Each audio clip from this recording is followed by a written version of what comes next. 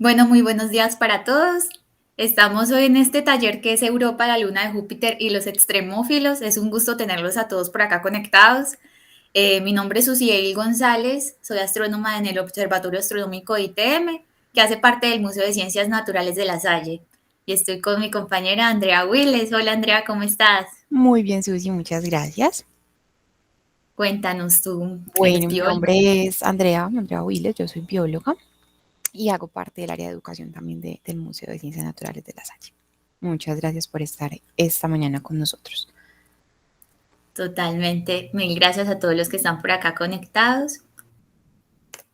Por acá, pues el día de hoy vamos a hablar de una luna muy especial. Ahorita vamos a adentrarnos un poco más a sus características, a todas las misiones de pronto que han pasado por allá, también a los digamos, organismos que conocemos acá en la Tierra, cuáles podrían, digamos, sobrevivir a ciertas condiciones tan hostiles. Vamos a hacer como un recorrido por varios temas muy interesantes para explorar esta luna.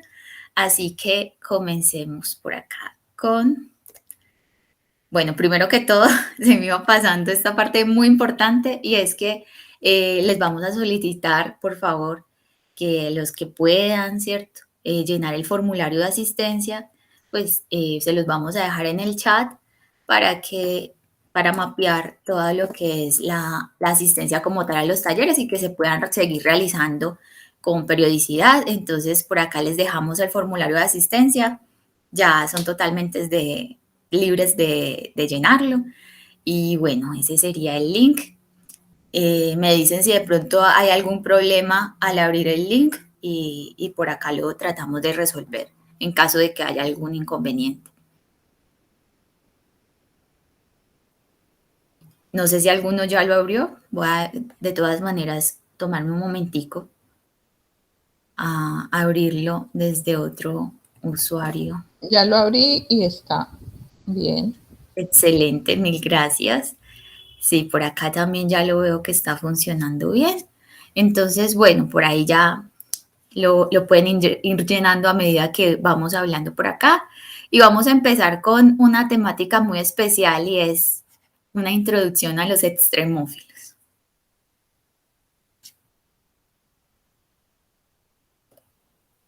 Bueno, con esta parte empiezo yo. Pues bien, como Susi les dijo, vamos a hablar de Europa, que es una luna muy especial y que tiene a veces no, es de gran interés para la astrobiología y pues los extremófilos también son de gran interés para la astrobiología. Pero primero, ¿qué es un extremófilo? ¿Cierto? Para los que de pronto no sepan. Los extremófilos se consideran organismos que son tolerantes a ambientes extremos o que han evolucionado para crecer de manera óptima en eso, ¿cierto? Son dos cosas diferentes.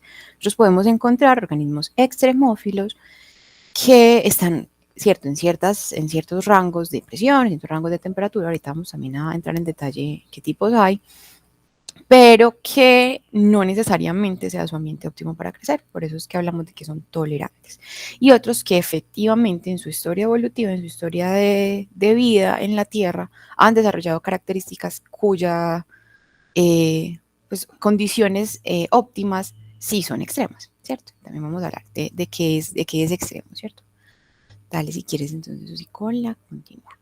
Vamos entonces a precisar tres cosas que son supremamente importantes para lo que vamos a ver de aquí en adelante, porque son la base, pues, como de todo. Primero, que vamos a entender la vida como la química de carbono, ¿cierto? La química de compuestos basados en carbono, la química orgánica. Todos los organismos que vamos a ver extremófilos y pues todos los organismos que no son extremófilos, su metabolismo está basado en el carbono, de una u otras fuentes. También lo veremos más adelante. Y cuando nos referimos a un ambiente extremo es algo completamente subjetivo, ¿cierto? Lo que es un ambiente extremo eh, para, no sé, un componente, un metal, por ejemplo, no es lo mismo que para la vida. Cuando nosotros estamos hablando aquí de condiciones extremas, de ambientes extremos, estamos hablando de condiciones físico-químicas que ponen que hacen más complejas los desarrollos de las funciones vitales. Y también lo que ya habíamos tratado, que es sobrevivir versus prosperar, ¿cierto? Suena acá como un programa de supervivencia, pero es así. Una cosa es sobrevivir en un ambiente determinado, ¿cierto? Básicamente luchar porque la vida se mantenga. en un desierto, por ejemplo, y otra cosa es prosperar en un desierto, que el único lugar básicamente en el que un organismo pueda estar sea un desierto, que sus condiciones de temperatura, de humedad, de presión, de salinidad, de pH, de todo, sean en ese desierto, ¿cierto? Son cosas diferentes. Entonces eso lo vamos a tener en cuenta cuando estemos hablando de los extremófilos. Recuerden que si tienen alguna duda, algún comentario, nos lo pueden ir dejando en el chat, pueden levantar la mano y los estaremos entonces como atendiendo a medida que nos vayamos deteniendo en la presentación. Tenemos varios tipos de extremófilos. Aquí puse los más como importantes, pues, entre comillas, pero no son los únicos. Pueden haber más y pueden haber combinaciones, que eso también lo vamos a notar más adelante. Tenemos organismos que tienen adaptaciones a condiciones extremas de pH, que son acidófilos y alcalófilos, ¿cierto? Que pueden vivir en condiciones de un pH muy, muy, muy bajito, en condiciones de un pH muy alto. Termófilos, que viven en condiciones de temperatura muy alta, que por lo general ningún otro organismo podría. Los que se conocen como ciclófilos o criófilos, que son en condiciones de frío, ¿cierto? De frío extremo. Barófilos o piezofílicos, ¿cierto? Pueden encontrarlo con diferentes nombres, que es organismos que pueden estar en altas presiones.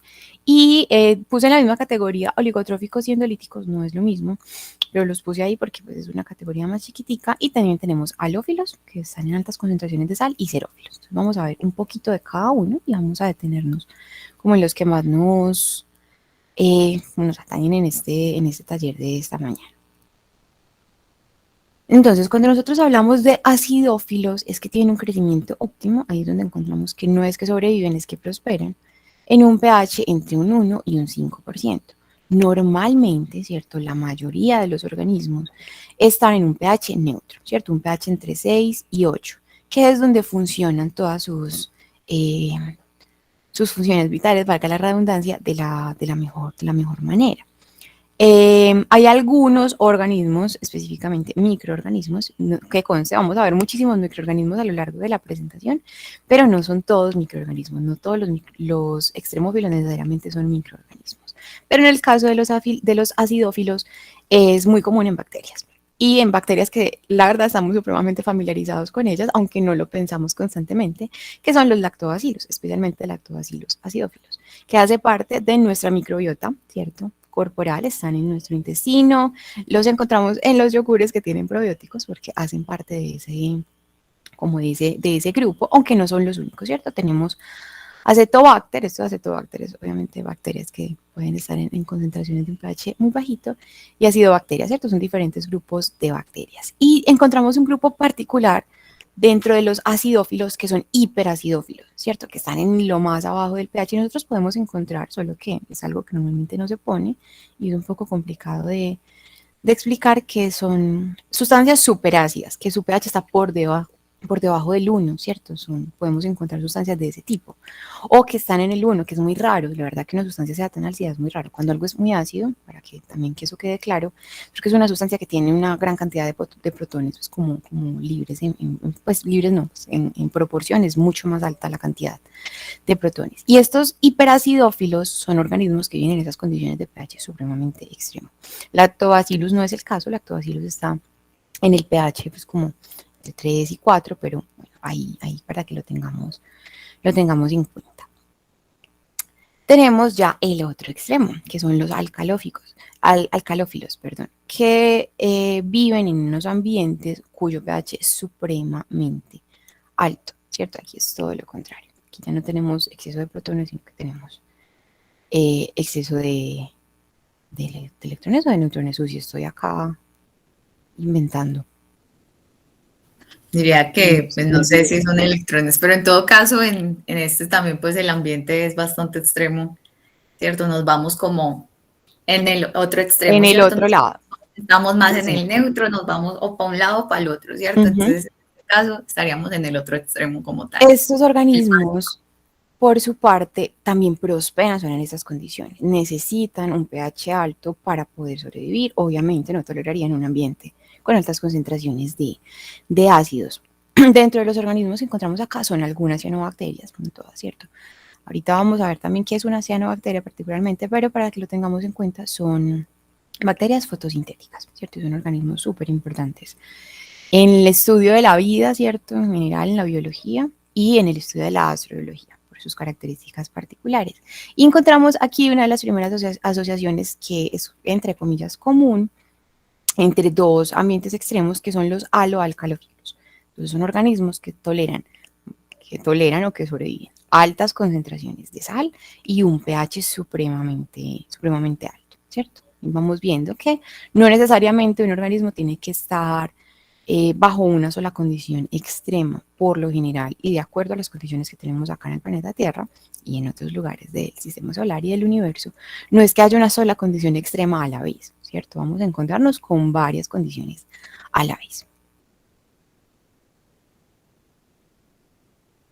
Tenemos por otro lado los psicrófilos, ¿cierto? O criófilos, cuyo crecimiento óptimo siempre está por debajo de, perdón, por debajo no, que está a muy bajas temperaturas en las que normalmente no vamos a encontrar otros organismos. Si nosotros pensamos un poquito como en las latitudes de la Tierra, ¿cierto? En los diferentes lugares de la Tierra, mientras nosotros más nos alejemos del Ecuador, mientras nos estemos más acercando a los polos, mientras más aumente el frío, menos vida hay, ¿cierto? Menos organismos encontramos, se vuelve una diversidad muchísimo menor, ¿cierto? Si nosotros comparamos las coberturas vegetales en lugares en la tundra, bueno, en lugares que son muy fríos, que están muy al norte o muy al sur, versus los bosques tropicales, la comparación de la biodiversidad es tremenda, ¿cierto? Disminuye un montón. Vienen a ser menos la cantidad de especies, la cantidad de organismos que pueden tolerar estas las temperaturas, pero encontramos algunos que necesitan, son estas bajas temperaturas para crecer. De hecho, son muy sensibles cuando la temperatura varía, diciendo que pueden tolerar, o sea, sobrevivir un máximo de 20 grados centígrados, que es para nosotros la temperatura óptima, en el caso de los humanos, y la gran mayoría de especies de sangre caliente, y a un mínimo a una temperatura de 0 grados centígrados tienen un mínimo crecimiento, ¿cierto? Pueden como continuar con sus funciones vitales, pero reducidas, tremendamente reducidas. Hay varios organismos particulares, por ejemplo, este líquen, disculpen, no me puse en cursiva el nombre, que se llama Santoria elegans, que puede continuar haciendo fotosíntesis hasta los menos 24 grados centígrados. Esto es, pues para mí me parece impresionante, que es una temperatura muy, muy baja, es que es por debajo del cero, o sea, es muchísimo. Y tiene una coloración particular, como lo pueden ver, ¿cierto? Nosotros cuando pensamos en organismos fotosintéticos siempre nos pensamos en algo verde o algo verde azul como las algas, pero no. Hay organismos que pueden hacer fotosíntesis con otras, que tienen pigmentos en otro rango, pues como del espectro visible. Y eso los hace muy importantes. ¿Por qué? Porque obviamente las plantas son verdes porque tener como esa longitud de onda les permite obviamente tener una mejor captación de la luz solar que llega obviamente a la superficie, pero bajo otras condiciones diferentes a las del Ecuador, alejándonos más, esas condiciones de radiación van a cambiar y no necesariamente ser verde sea la mejor opción, sino que otros colores. Entonces, muchos organismos que encontramos que son psicrófilos o que están así como más hacia en otros puntos de la Tierra en la que las condiciones son menos fáciles, no tienen necesariamente esas coloraciones verdes que nos encontramos como en las plantas en general. No sé si Susi va a añadir algo. Sí, donde es más difícil que llegue la luz, ¿cierto? Por ejemplo, acá en el Ecuador, en la zona tórrida, pues llega la luz más directamente, pero claro, el color rojo es de los que tienen una longitud de onda más larga, entonces son los que pueden llegar, en este caso, o al fondo más fácil, digamos, como al fondo del océano, o estos infrarrojos, o digamos, en este caso también a zonas donde a veces la luz del sol es difícil que llegue, ¿cierto? Como en algunos casos también los polos, que hay 6 meses que van a estar de día y 6 meses de noche, ¿cierto? Entonces era como lo que quería añadir también ahí. Súper, muchísimas gracias. Y es algo como para que lo tengamos en cuenta. Aquí vamos como aprendiendo un poquito de todo. Continuamos con los oligotróficos y los indolíticos. Los oligotróficos son particulares y se consideran extremófilos pues, porque todos los organismos requieren nutrientes y estos prosperan en lugares en los que, como tal, los nutrientes que tradicionalmente explotan la mayoría de organismos vivos, pues ellos no necesitan unos ambientes ricos en determinados nutrientes, sino que viven en lugares nutricionalmente limitados, pobres, por así decirlo. Entonces, cuando nosotros tenemos un suelo, por ejemplo, pobre en nutrientes, no crece nada, es un peladero, es pantano, está seco y así, pero estos organismos sí se pueden encontrar como en esas condiciones.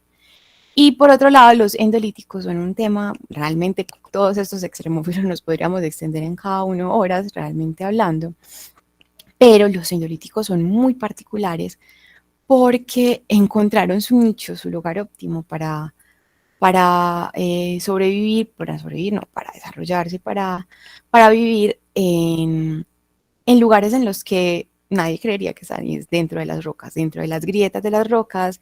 Si pensamos en un grano de arena o en pequeños trozos de sedimento, en los poros que tienen estos trozos de sedimento, que tienen los minerales, se pueden encontrar esos organismos. Es el único lugar en el que se encuentran esos organismos. Qué pena, y dejé el pie de página el pie de foto de la otra foto.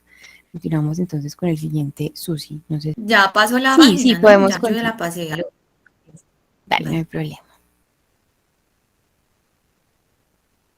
Tenemos a los halófilos, que son supremamente interesantes, que crecen en altas concentraciones de sal, ¿cierto? Ahorita vamos a ver por qué están como hay, pero hay mucha sal, y entonces sabemos que nosotros los humanos no podemos estar en altas concentraciones de sal, pero pues porque otros organismos no podrían estar. Ahorita vamos a ver particularmente por qué altas concentraciones de uno u otro componente o bajas pueden alterar, ¿cierto? Como lo del pH, por ejemplo.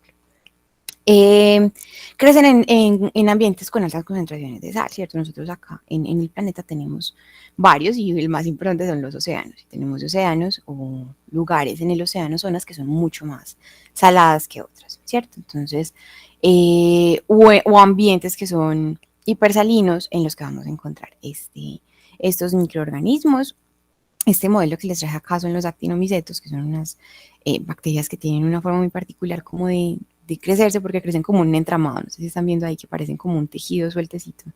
Son bastante interesantes.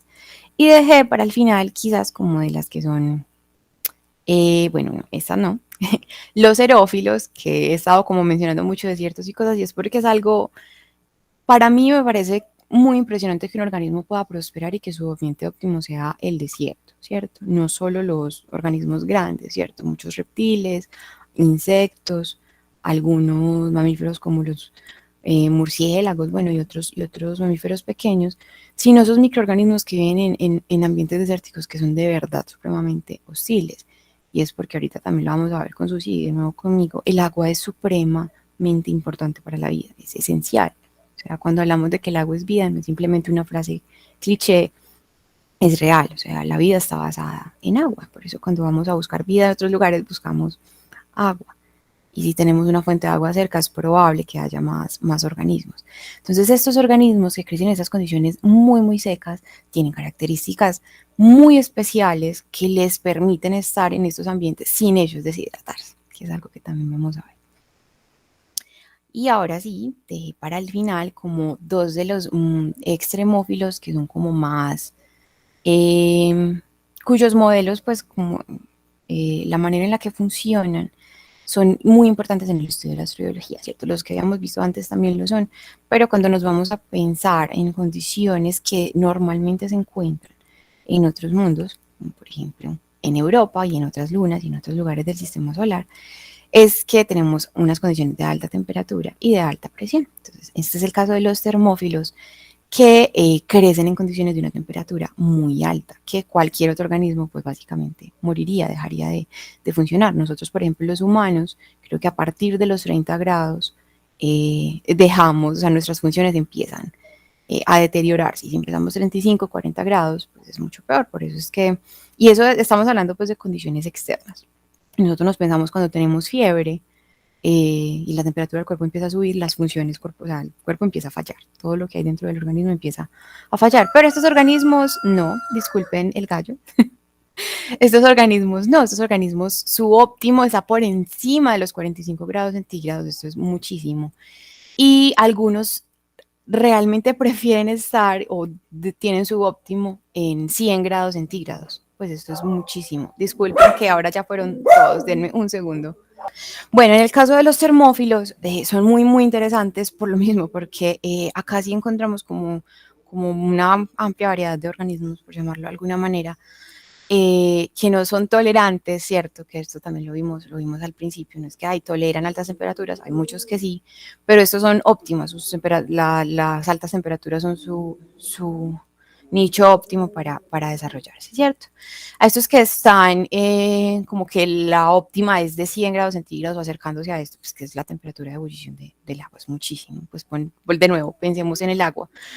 El agua va a ser la base de todo, ahorita más adelante lo vamos a ver.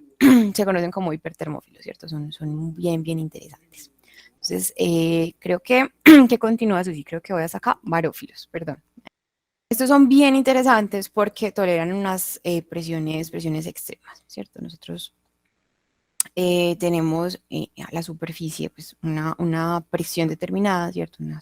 Una atmósfera que nos está ejerciendo presión encima, pero a medida que nosotros vamos poniendo otros cuerpos, por ejemplo, en el océano, que tenemos un cuerpo de agua encima, esa presión va a aumentar drásticamente. A medida que nos vayamos sumergiendo, va a ser cada vez más alta, ¿cierto? Es el caso de las fosas abisales, que pues, creo que todos han escuchado de las Marianas, aunque no son las únicas.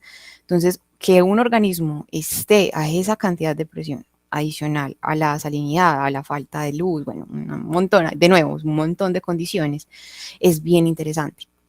Entonces ellos toleran, y su óptimo en realidad ni siquiera toleran, alta presión hidrostática. Sus funciones vitales están diseñadas para funcionar a estas altas presiones. Este es un organismo, no es un microorganismo, de hecho, es bien interesante. Se llama Sonophytophora y vive en fosas abisales, se encuentran en fosas abisales. Ahí lo que estamos viendo pues no es súper grande, pero se puede ver simple vista, que es algo particular porque hemos estado viendo ejemplos de la gran mayoría han sido microorganismos. Entonces, esa es como la introducción a qué son los extremófilos y qué tipo de extremófilos nos podemos encontrar. Ahorita ya más adelante les voy contando ya cuando Susi nos dé la introducción a Europa y por qué ciertos de estos extremófilos serían como más importantes, entre comillas. Vamos a ver esto de por qué es tan vital el agua, ¿cierto? Por llamarlo de alguna manera, o los excesos de sal son tan peligrosos, o los excesos de pH. Dale, Susi, entonces, continuemos. Vale. Entonces, por acá, como les comentó André, pues yo voy a hablarles un poquito de las características de Europa. Ya vimos esos extremófilos, ¿cierto? Algunos de esos tipos de extremófilos que podrían haber, pero entonces vámonos a ver esas características que podría tener Europa. Vámonos primero con unas generalidades para conocer un poquito esta luna, que es una luna de Júpiter, por cierto. Yo sé que acá se conectan personas de todos los, digamos, que saben de pronto ya que es una luna de Júpiter, otros que no, entonces pues no está de más decirlo, es una luna de Júpiter, fue descubierta por Galileo Galilei, ¿cierto? Por allá en 1610 y por eso es una de las lunas galileanas en honor a Galileo, ¿cierto? Y es la luna galileana más pequeña en este momento. Ahorita Vamos a ver algunas de esas lunas galileanas, bueno, las 4 que son Io, Europa, Ganímedes y Calisto, y vamos a ver cuáles son esas distancias. Se cree que Europa tiene agua líquida bajo la superficie. Esto ahorita lo vamos a ver un poco más, vamos a ver un poquito más de cuáles son las características de ese océano que hay debajo de una capa de hielo. Esta luna tiene un cuarto del diámetro de la Tierra, pero se cree que tiene más agua que la misma Tierra, ¿cierto? Más agua en su océano, digamos, superficial, ¿cómo se diría? El océano bajo la capa de hielo, ¿cierto? Y pues esto hace que sea de gran interés astrobiológico porque en astrobiología tenemos este lema, ahorita nos vamos a dar cuenta, como decía Andrea, pues seguimos muy en son del agua, ¿cierto? Seguimos el agua y resulta que es uno de esos cuerpos del sistema solar, aparte de la Tierra, donde se cree que podría haber agua líquida, ¿cierto? Entonces, por acá la imagencita de la luna, ahorita vamos a ver con más detalle esas características superficiales. Esta luna está a unos 5.2 unidades astronómicas del Sol, o sea que nuestro planeta está a una unidad astronómica del Sol, ¿cierto? Así se define la unidad astronómica como el promedio, digamos la distancia promedio entre la Tierra y el Sol, o sea que está unas 5 veces más alejada ¿cierto? De lo que está la Tierra del Sol como tal. Y se demora alrededor de 3.5 días, 3 días y medio, ¿cierto? En darle una vuelta a Júpiter. Ella está orbitando a Júpiter y pues tarda alrededor de 3 días y medio en dar una vuelta sobre sí misma y en darle una vuelta a Júpiter. Está anclada por marea como la Luna con la Tierra, ¿cierto? Esto es un efecto gravitacional. Estas son las otras lunas galileanas, ¿cierto? Entonces por acá vemos que Io es la más cercana, que está a 421.000 kilómetros de distancia de Júpiter en promedio. Ya después le sigue Europa, que está a unos 176.000 kilómetros, o sea, es como casi que el doble de distancia que hay entre la Tierra y la Luna, ¿cierto? Está como 2 veces más lejos. Y ya después tendríamos a Ganímedes, que es la luna más grande del sistema solar. Los que estuvieron por acá en el taller pasado se dieron cuenta. Y por último tendríamos a Calisto en cuanto a las lunas galileanas de Júpiter, ¿cierto? Estas serían las distancias como tal. Es la sexta luna más grande de todo el sistema solar. Por acá hay una relación de tamaños con la luna y nuestro planeta. Vemos que es un poquito más pequeña que la luna, pero pues tampoco es tan chiquita, ¿cierto? La luna es la quinta más grande del sistema solar, o sea que ya después le sigue Europa. Tiene menor masa que la luna, alrededor del 65% digamos que tiene el 65% de la masa de la luna. También tiene menor gravedad superficial que nuestro planeta y es alrededor del 13% de la gravedad de la Tierra, ¿cierto? O sea que las cosas caen con una aceleración de 1.3 metros sobre segundo cuadrado. Acá es de 9.76 en Medellín, ¿cierto? Metros sobre segundo cuadrado. Como les comenté, el periodo de rotación es igual al periodo de traslación de unos 3.5 días, 3 días y medio terrestres, ¿cierto? Y bueno, en cuanto a la estructura interna, es una luna muy especial. Esto es como un modelo que se cree, es una hipótesis también, hay que decirlo. No es que ya sepamos al 100% que es así, pero es el modelo que se tiene de Europa de acuerdo a las observaciones. Se cree que, digamos, mirándola de adentro hacia afuera, está compuesta de un núcleo metálico de hierro. Ya después le seguiría una capa de silicatos de roca, ¿cierto? Ya después tendríamos, acá le podríamos hacer un zoom, entonces acá está la capa de roca y luego pasaríamos a tener un océano líquido, es lo que se cree que hay, ¿cierto? Y por último, como si lo recubriera una capa de hielo, una corteza de hielo superficial. Sobre esta corteza de hielo, ¿cierto? En la superficie y en el ecuador de la luna, ¿cierto? La temperatura superficial es de unos menos 160 grados centígrados. Es una luna helada, ¿cierto? Es una luna que está congelada en su superficie, pero se cree que debajo de la superficie hay un océano líquido. Otras características muy interesantes de esta luna es que se cree que tiene también estos criovolcanes o estas plumas, también se les llama, que son debido a la actividad geológica que también pues se da por la interacción con Júpiter, que las mareas pues es una perturbación gravitacional donde esa atracción que siente Europa también hacia Júpiter y viceversa, pues se va a ver reflejado también en su superficie, eso la va a perturbar y va a hacer que en algunos casos pues hayan como una especie de volcanes, pero pues en este caso botarían, se cree que chorros como de agua, y ahora vamos a ver que pues esa agua de igual forma va a interactuar con la radiación y puede estar componiendo, digamos, separándose y una parte irse, digamos, como el oxígeno, es la que se va a quedar como componiendo la atmósfera de Europa, que igual es muy tenue. Ahorita ahí me estoy adelantando, ahorita les voy a comentar un poquito de la atmósfera, pero esto es como en cuanto a la característica superficial. Esta es una representación artística, obviamente. Y por acá tenemos también unos detalles muy especiales y es que son estas líneas, allá se presentan unas líneas como oscuras y han llamado mucho la atención. Aparte de estas líneas, la luna como tal, Europa, es algo que ha llamado mucho la atención, es que ha tenido como una superficie muy lisa respecto a otras lunas. Si nosotros pensamos en la luna de nosotros, está llena de cráteres de impacto, ¿cierto? No cráteres de volcanes, sino cráteres de impacto, que porque los meteoritos, esas, digamos, roquitas, digámoslo así, que han llegado al espacio, han dejado, digamos, esos cráteres como tal. Y en este caso Europa no tiene tantos cráteres, de hecho solamente tiene 3 cráteres identificados, estos 3 de por aquí, y el resto se le ven estas líneas. O sea que lo que se cree es como uno de los indicios que dio a entender que podían haber esta especie de plumas, podía haber una actividad geológica muy, muy fuerte en Europa. Se ha visto que estas capas de hielo se van desplazando, se cree que se van desplazando pues con una tasa de miles de años, pero también está geológicamente activa como está la Tierra, que también se han movido los continentes, ¿cierto?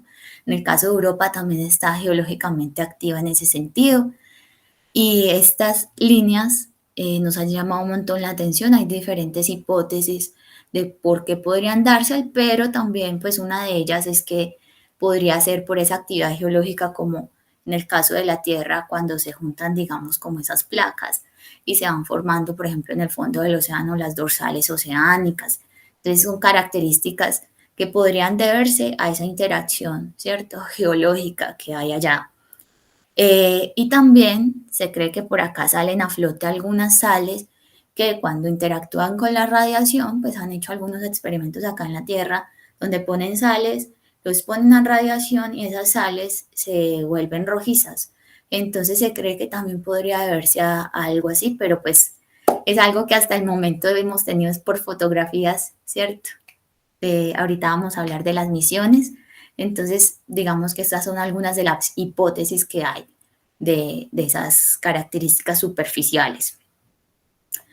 La atmósfera, como les decía, es muy finita y se cree que se da porque cuando salen esos chorros de agua, el agua está compuesta por H2O, ¿cierto? Hidrógeno, ¿cierto? 2 moléculas de hidrógeno, una de oxígeno. Bueno, en todo caso, cuando llega la radiación puede ocurrir un efecto, ¿cierto? Que es que se disocie, que se separe ese oxígeno de esa agua, ¿cierto? Del hidrógeno. Y en este caso, el hidrógeno, como es más livianito, escapa. O sea, digamos que esa radiación llega y pum, el hidrógeno escapa, pero se queda el oxígeno ahí como atraído por la gravedad, porque al fin y al cabo la atmósfera es una capa de gas que, en este caso la luna, es capaz de sostener también gracias a su gravedad, ¿cierto? Pero pues es fina, ¿cierto? La atmósfera de Europa. No hay pruebas de que ese oxígeno que esté en la atmósfera de Europa, así sea finita, ¿cierto? No hay pruebas de que ese oxígeno sea de origen biológico como lo es acá en la Tierra, que lo dan, por ejemplo, lo producen estos organismos fotosintéticos como los árboles, por ejemplo, las cianobacterias también, que ahorita más adelante vamos a ver un poquito más cómo se relacionan, Andrea les va a contar. Y pues en Europa se cree que es debido a esta actividad geológica y la interacción con la radiación, ¿cierto? Y bueno, esto sería en cuanto a la atmósfera de Europa. Ya como para adentrarnos en el océano interior, que es como de lo que más nos llama la atención también de Europa, pues resulta que este océano, los primeros indicios que hubo de él, pues o sea, todavía no sabemos con exactitud si ese océano existe. Es una hipótesis que parece que pues ha tomado muchísima fuerza, ¿cierto? Debido a las misiones que han pasado por allá. Pero los primeros indicios que se dieron fueron teóricos y fue debido a esa interacción con Júpiter, ¿cierto? Que tiene, digamos, lo que les mencioné ahorita de esas mareas, y hay una cosa que se llama el calentamiento por marea, y es que Júpiter va perturbando la Luna, ¿cierto? Va perturbando esas capas, que eso también pasa acá en la Tierra. En los polos, por ejemplo, hay partes de los glaciares que se levantan y eso lo han utilizado ciertas culturas para ir a buscar su comida. En este caso, en la Luna también esas capas se mueven y el interior empieza a moverse, entonces eso va generando calor. ¿cierto? Entonces se va calentando también y por eso se creía desde antes de ir a observar que podía haber un océano interior por esa actividad geológica.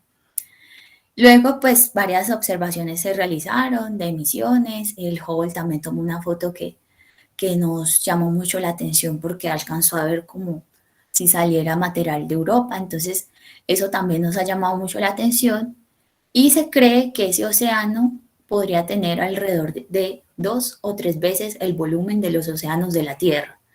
O sea, tiene más agua, bueno, en este caso más líquido, que podría tener más líquido que la Tierra, ¿cierto? Que los océanos de la Tierra. Es algo que tiene esta pequeña luna galileana. Y hay otra cosa muy especial que se cree que se podría dar en esta luna y es un proceso geológico que se llama serpentinización. ¿Qué pasa? Por acá vamos a devolver. Por aquí vimos que lo que se cree es que hay una capa de roca, ¿cierto? Por acá tenemos el núcleo metálico, después una capa de un interior rocoso, una capa de roca, después un océano de hielo, un océano líquido bajo el hielo, ¿cierto? Entonces va a estar en interacción, van a estar en contacto más bien la roca con ese océano líquido. Eso produce un proceso geológico que pasa acá en la Tierra. Esta es una imagen de la fosa de las Marianas, una fuente hidrotermal, ¿cierto? Y ese proceso resulta que libera hidrógeno molecular, ¿cierto? Y se da debido a esa interacción con la roca y el lecho marino, pues el océano, el agua como tal. Entonces libera una molécula pues de hidrógeno, moléculas de hidrógeno, y ese hidrógeno, ahorita más adelante vamos a ver que en la fosa de las Marianas es el alimento, digámoslo así, de algunos microorganismos. Entonces, ahorita Andrea va a tocar un poquito este tema y es algo que es muy interesante porque pues nos indica que en Europa hay una cantidad de ingredientes importantes para la vida como la conocemos, ¿cierto?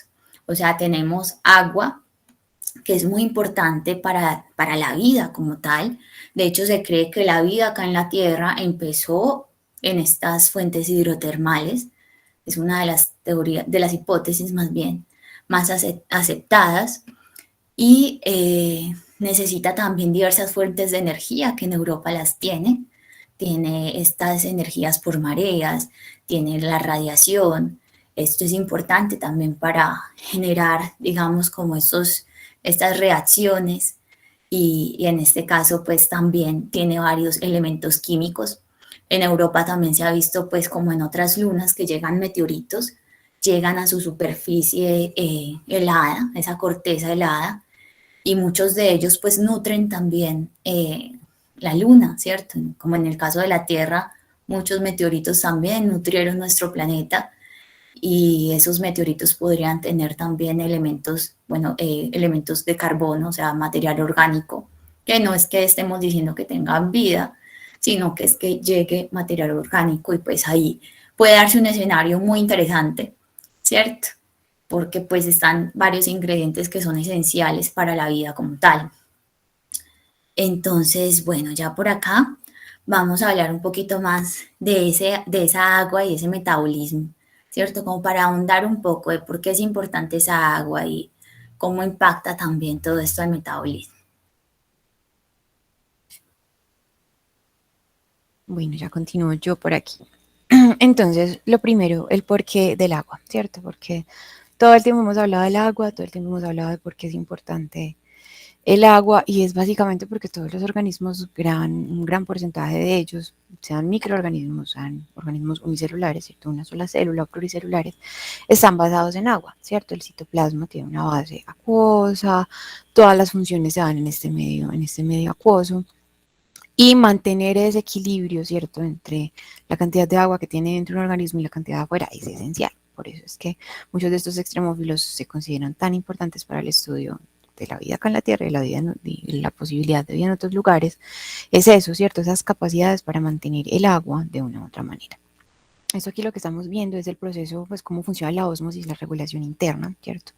De una célula. En el centro tenemos una solución isotónica, es decir, que dentro y fuera de las células, estos son glóbulos rojos como ejemplo, pero pues funciona de la misma manera en las células en general, todas las células, microorganismos y demás, es que hay un equilibrio entre el agua que hay en el exterior y el agua que hay en el interior, ¿cierto? O hay características especiales de las células que permiten mantener el agua en el interior. Nosotros, por ejemplo, no estamos sumergidos en agua, pero nuestra piel, ¿cierto?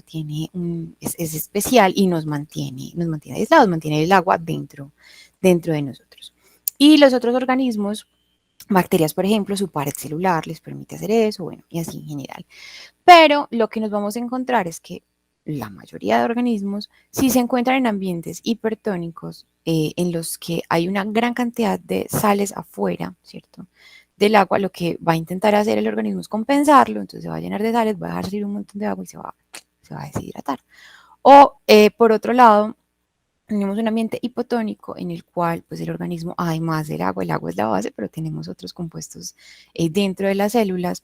En ese ambiente de un exceso de agua afuera, y también va a intentar compensar, va a intentar sacar solutos, entrar un montón de agua, y lo que va a terminar es explotando, ¿cierto? Las células se van a hinchar y van a explotar.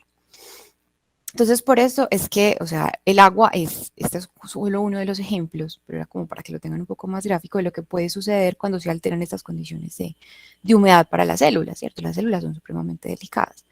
Pero cuando nos ponemos a pensar en los extremófilos, tienen la capacidad, muchos tienen la capacidad de tolerar esto, ¿cierto? Pero el agua es la base, es la esencia de todo. No podemos pensarnos un organismo que no requiera del agua, ¿cierto? Tenemos organismos xerófilos, ya lo vimos, que toleran muy bajas concentraciones de agua. Tenemos organismos que pueden tolerar durante mucho tiempo, ahorita lo vamos a ver.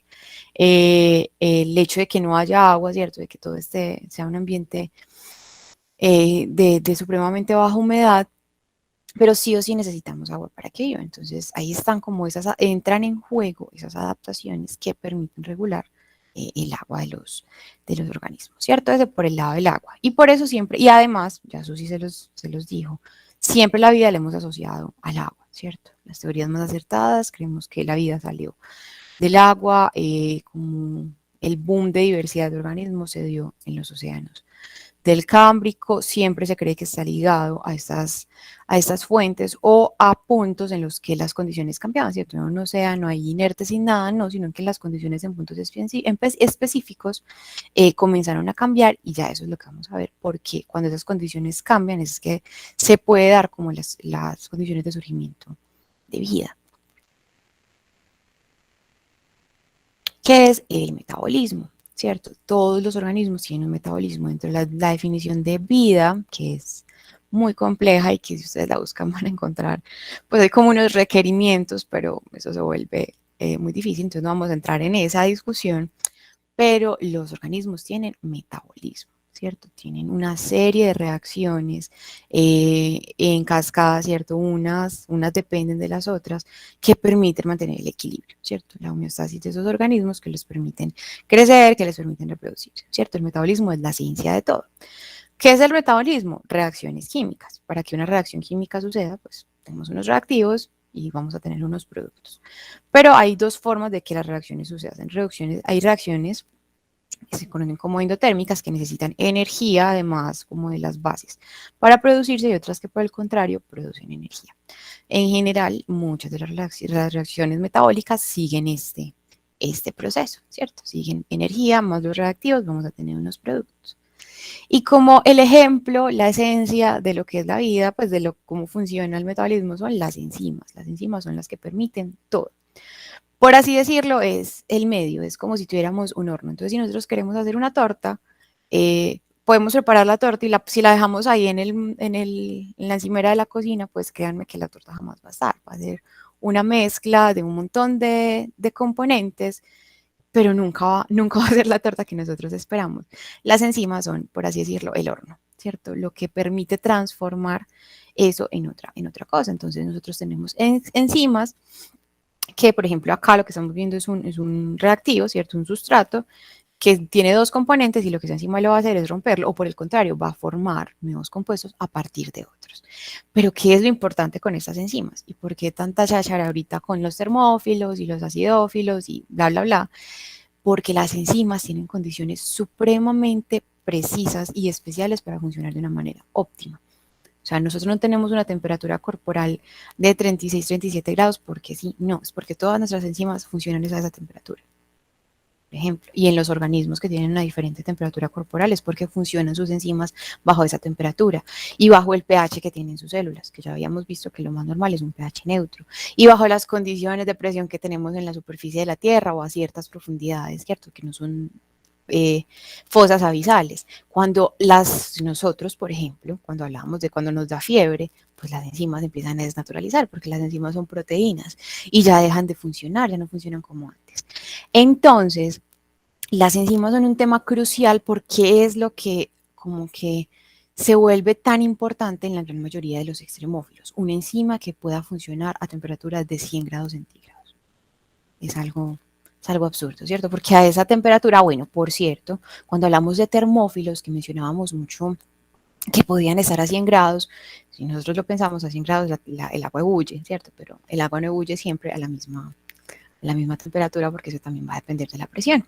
Entonces esto se da, por ejemplo, en estas fosas abisales, en las que tenemos agua líquida a una temperatura supremamente alta. Entonces, también para que tengamos eso claro.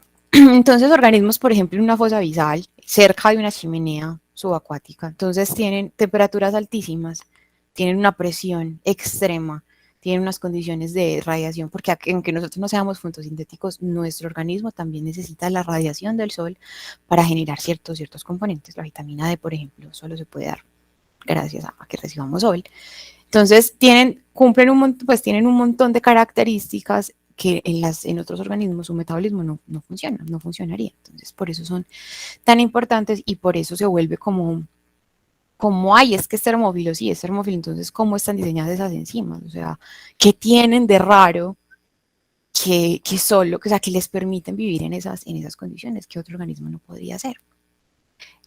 Ahorita se me olvidó, no sé por qué no lo puse, no lo puse dentro de los extremófilos, los organismos que tienen la capacidad de resistir como altas tasas de radiación. No lo puse ahí y es algo vital, es algo también muy importante. Porque no es como tal, no se encuentra normalmente como que es un organismo específicamente extremófilo bajo esas condiciones de radiación, pero sí está implicado en los otros ambientes extremos que encontramos. Entonces, los organismos que son xerófilos, por ejemplo, en desiertos, en lugares así que están muy expuestos de baja humedad, por lo general están resistiendo también altas tasas de radiación. ¿Por qué es tan importante la radiación? Pues dentro de, cuando hablamos de un extremófilo. Porque cuando nosotros pensamos en una dosis de radiación mayor a la que normalmente recibimos del sol, que ya de por sí nos puede hacer daño, pues por eso tenemos que echarnos protector solar, nuestro organismo se puede dañar, es porque mientras más radiación recibamos, mientras más altas sean las tasas de radiación, el ADN puede empezar a sufrir cambios. Nuestro material genético puede empezar a cambiar, las enzimas, las proteínas, todo puede empezar a alterarse, ¿cierto? Y pueden empezar a surgir mutaciones y demás, que es lo que vemos cuando hay accidentes nucleares, cuando hay guerras nucleares, ¿cierto? Que se altera el ADN y se empieza, o sea, el organismo responde de una manera, tumores y cosas así, o sea, hay células que se alteran, partes del organismo que se alteran, entonces también es muy importante lo de la radiación. Entonces, si podemos continuar con un amigo que creo que no, todavía no tenemos esta ahorita cuando lleguemos allá. Bueno, cuando nosotros hablamos de extremófilos, hablamos mucho como de las características, pero además tienen otras cosas ligadas a su metabolismo. ¿Cierto? Tenemos como dos clasificaciones de la manera de obtener el carbono, ¿cierto? Que son organismos autótrofos y organismos heterótrofos. Entonces, los autótrofos son organismos que tienen la capacidad de producir, entre comillas, su propio alimento. Las plantas, las algas, las cianobacterias son autótrofos. Y además son fotoautótrofos. Su fuente de energía, ya veíamos, la gran mayoría de reacciones necesitan energía y unos reactivos para dar unos productos. La fuente de energía es luz, ¿cierto? Luz solar, utilizan la radiación solar. Pero también tenemos otros organismos que son autótrofos, pero son quimiautótrofos. Aquí es donde entra, ya vamos a verla más adelante, las bacterias que nos mencionaba Susi, que tienen la capacidad de oxidar hidrógeno, ¿cierto? Su fuente de energía es hidrógeno, es muy impresionante. Pueden aprovechar como el potencial de... No, Susi, devuélvete, todavía no. Listo. Y tenemos los organismos heterótrofos que necesitan una fuente orgánica de carbono, ¿cierto? No, lo siento, me perdí un poco. Las plantas, por ejemplo, no necesitan una fuente orgánica, no necesitan carbohidratos, por ejemplo, ellas producen los carbohidratos a partir de la luz solar y el agua y los otros micronutrientes que hay en el suelo. Pero nosotros sí necesitamos una fuente orgánica de carbono. Entonces nosotros estaríamos dentro de los quimioheterótrofos. Nuestra fuente de energía es química, son reacciones químicas, eso es lo que da las reacciones. Ya veíamos, hay unas que necesitan energía para producirse, pero hay otras que las producen. Las nuestras hacen eso cuando nosotros rompemos los azúcares, cuando nosotros rompemos los compuestos de nuestro alimento, se produce energía. Entonces ingerimos materia orgánica y producimos energía a partir de reacciones químicas. Y tenemos fotoheterótrofos. Entonces son organismos que sí tienen como fuente luz solar, pero también necesitan materia orgánica. Esto puede sonar como, obviamente, mucha clase de biología, pero es importante, ¿cierto? Porque no todos los organismos extremófilos están en una u otra categoría. Vamos a encontrar extremófilos que son fotoautótrofos, vamos a encontrar extremófilos que son quimiautótrofos o que son fotoheterótrofos, ¿cierto? Tienen diferentes tipos de metabolismo, pero sin embargo, sus enzimas y otros elementos en su metabolismo son supremamente importantes y especiales para poder sobrevivir bajo esas condiciones. Ya, dale, eso si quieres, continuamos. Dinos, Mateo, antes de que empecemos con los organismos modelo. Hola, Hola. estoy leyendo un libro que se llama La Enciclopedia del Sistema Solar y dice que, pues que, por ejemplo, las bacterias, en caso de que existieran en Europa, pueden utilizar para su metabolismo compuestos como sulfuro de hidrógeno, formaldehído, metano o hasta ácido sulfúrico. Entonces, en caso de que estas bacterias existan, ¿en qué categoría entrarían de las que acabo de mencionar? Creo que serían quimioheterótrofas, o si siquiera nos volvemos a la tabla, teniendo en cuenta las condiciones que nos están planteando, porque su energía sería a partir de reacciones químicas, ¿cierto? Porque probablemente no estemos hablando de organismos que funcionen a partir de luz solar, ¿cierto? Y tendrían materia inorgánica, estás hablando de sulfuro de hidrógeno, estás hablando de un montón de compuestos que son inorgánicos. Entonces serían quimiautótrofos, que muchas bacterias muy importantes para la vida acá en la Tierra, como las nitrificantes, tienen esas particularidades. Lisura. Y también dicen que es muy importante el desequilibrio químico, eso con cómo se logra o con qué está relacionado. ¿Pero en qué contexto lo del desequilibrio químico? Pues que para que se dé el metabolismo debe haber desequilibrio químico. Sí, lo que veíamos lo podemos explicar con el ejemplo que teníamos en el de esas celulitas, por ejemplo. El anterior, creo que era el anterior. Sí, el de los glóbulos rojos. Cuando tú tienes un exceso, o sea, nosotros tenemos agua, es la base, ¿cierto? Pero también tenemos otro montón de compuestos importantes. Tenemos sales, tenemos minerales que están todo el tiempo como en juego. Si nosotros pensamos en una célula y la membrana está intercambiando todo el tiempo esas cosas para mantener el equilibrio. Si nosotros, por ejemplo, tomamos muchísima agua, ¿qué va a pasar? Nos vamos a poder intoxicar con agua, lo va a pasar a nuestras células. Bueno, tiene que ser un montón, tiene que ser como galones y galones de agua. Pero lo que va a pasar es que nuestras células van a dejar salir todos estos componentes y van a entrar un montón de agua y van a explotar. Entonces siempre tiene que haber como una cantidad diferente de compuestos adentro y afuera para que se dé el cambio, pero no puede ser extremo. No sé si eso se entiende un poco. Susi, creo que de pronto tiene algo para añadir. Sí, lo que pasa, pues, o sea, yo como desde la perspectiva, yo no la voy a explicar así como Andrea, de pronto que va como mucho más hacia la biología, Andrea es bióloga. Yo también lo veo por el lado de, por ejemplo, las plantas, ¿cierto? La reacción de fotosíntesis que tomábamos el otro día en el taller ¿cómo es? Agricultura espacial. Agricultura espacial. Exacto, que, o sea, lo que pasa cuando hay un desequilibrio químico es que, a ver, por ejemplo, Este es el microorganismo, el organismo. Si entra un elemento, ¿cierto?, al organismo y sale ese mismo elemento, hay un equilibrio químico, hay una tasa de entrada igual a una tasa de salida. Pero si lo que va a entrar es un elemento y por allá sale, no sé, otra cosa, ahí yo tengo un desequilibrio químico. Es decir, no necesariamente lo que entre ese organismo, ese sistema, va a ser lo que salga. Entonces eso pasa en el metabolismo, ¿cierto? En el caso de las plantas que toman ayúdame André, Luz solar y agua, luz y solar terminan con agua produciendo carbohidratos y se me y fue, oxígeno. y De oxígeno. glucosa, ¿cierto? Exacto, Era sí. glucosa. Glucosa y oxígeno, Ujú. exacto.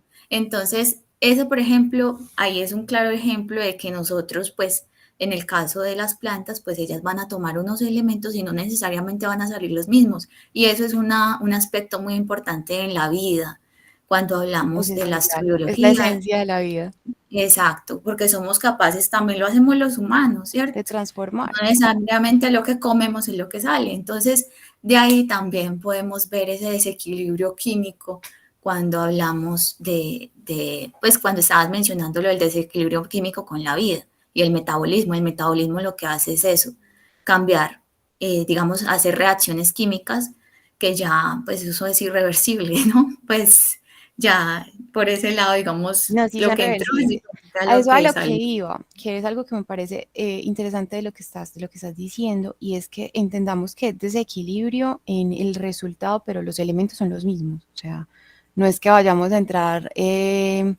carbono y nos vaya a salir oxígeno, nos vaya a salir, no sé, azufre, no, eso las que transforman elementos son las estrellas, nosotros no, nosotros entramos los mismos elementos, solo que en composición, o sea, la configuración en la que están los Las moléculas. compuestos químicos, sí, o sea, son los mismos átomos, pero forman diferentes moléculas.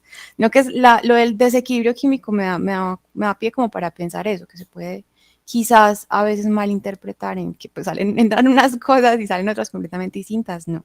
Lo mismo pero transformado, ¿cierto? Cuando nosotros, por ejemplo, como nosotros obtenemos energía, ¿cierto? Nosotros tenemos carbohidratos y lo que les decía, cuando nosotros rompemos esos carbohidratos se libera energía, ¿cierto? Entonces nosotros consumimos carbohidratos complejos y los vamos a romper hasta las piezas chiquiticas, que son la glucosa u otros azúcares. Y también lo que decías, también se puede dar a la inversa, nosotros también podemos almacenar compuestos. Por ejemplo, el glucógeno, que es básicamente acumular azúcar, y ya para esas reacciones se necesita invertir energía, ya no van a liberar energía, pero sí se puede dar a la inversa, el metabolismo, algunas reacciones metabólicas, no todas, en eso también si tienes razón, se pueden dar a la inversa, se pueden dar en un sentido, se pueden dar en otro.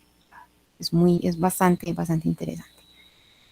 Súper. Listo, no, Bueno, dale, si quieres, entonces ya nos centramos, Mateo, dale. No sé si a Mateo le queda claro y ya nos centramos en las oxidantes del oxígeno. De las oxidantes del oxígeno, las oxidantes del hidrógeno. Sí, muy claro, muchas gracias. Con gusto. Bueno, primero nuestro amigo modelo, que siempre cuando hablan de extremórfilos, esta es la portada. Este video es mío, yo lo tomé alguna vez cuando estaba en la universidad, uno de mis compañeros trabajaba con tardígrados. Era incluso de uno de los musgos de la universidad, son bien particulares. Y los osos de agua, no se conocen, bueno, obviamente se ve porque les dicen osos de agua, parecen ositos apapachables chiquititos. Son bien particulares porque ahí vemos otra vez lo de sobrevivir y prosperar, ¿cierto? Ellos no es que prosperen en altas temperaturas, no es que no sean los más hábiles en unas tasas de radiación altísimas, no, pero sí la sobreviven y sobreviven todo. Es un ejemplo de un extremófilo en varios ambientes extremos. Entonces, si ya nos volvemos a todo ese tema de cómo funciona su metabolismo, de cómo funciona su regulación hidrostática, etcétera, etcétera, etcétera, son impresionantes. Son organismos, ellos son animales, para los que no sepan, es algo también bien interesante. Hemos estado viendo un montón de microorganismos o plantas y algas y, bueno, y cianobacterias. Bueno, ellos técnicamente serían micro porque son chiquitos, pero son del reino animalia, ¿cierto? Esto es bien particular. Pero reúnen ahí entramos un montón de características de resistencia extrema. Entonces, son resistentes a unas presiones muy altas. Se estima que pueden resistir hasta 6.000 atmósferas. Esto es demasiado, o sea, 6.000 veces lo que nosotros estamos, la presión que nosotros resistimos ahora. Entonces, a ellos se les han hecho pruebas, una muy sencilla, entre comillas, pues que se puede hacer en laboratorios relativamente normales, es con una centrífuga. Entonces se exponen a fuerzas centrífugas, que eso aumenta obviamente la presión, y sobreviven, o sea, siguen ahí.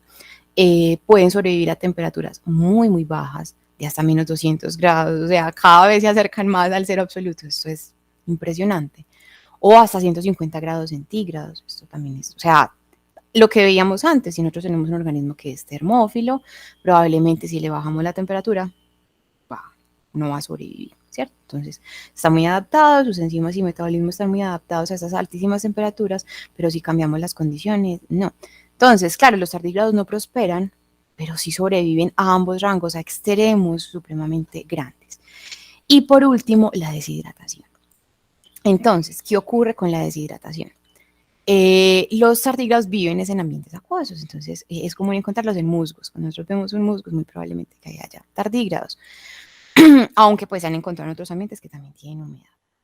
El hecho es que si ese ambiente cambia drásticamente, sus niveles de humedad, se vuelve un ambiente completamente seco. Ejemplo, secamos un musgo, lo deshidratamos, este musgo deshidratado que a veces podemos encontrar, ellos van a estar ahí. No van a estar así como vemos ahí moviendo esas garritas, sino que van a estar en un estado que se conoce como latencia, que es algo también bien importante.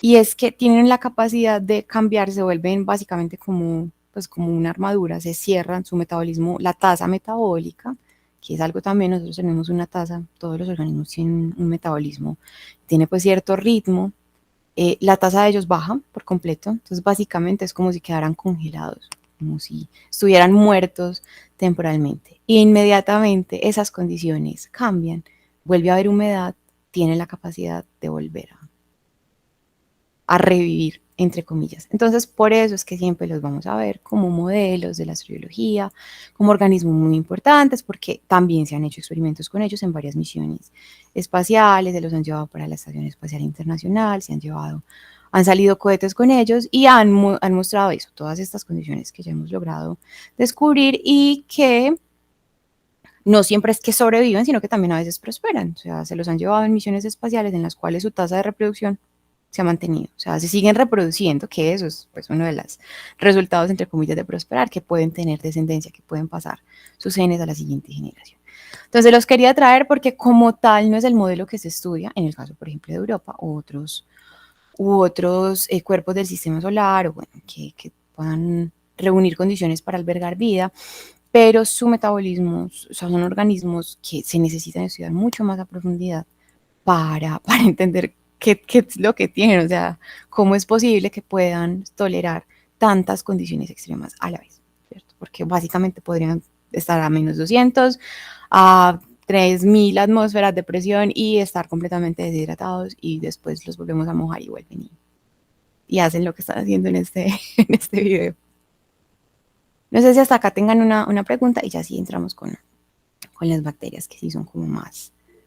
Cuéntanos, Teodoro. Hola, buenos días, Buenos señoritas. Fascinado realmente con todo esto. Realmente todas las preguntas que tenía se me fueron como diluyendo a medida que ibas hablando, y Susi también, pues porque se me iban como autocompletando ciertas ideas, pero aún así, y me disculpo de antemano, pues porque de pronto se me hace un lío todo lo otro que he podido como ir recopilando, y es que tengo quizás varias inquietudes. Ahorita mencionaron algo con respecto a la radiación, y se me generó un vacío existencial con eso, porque mencionaron la radiación del sol, o que la luz del sol es importante para los procesos químicos de todo lo que está en la Tierra, ¿cierto?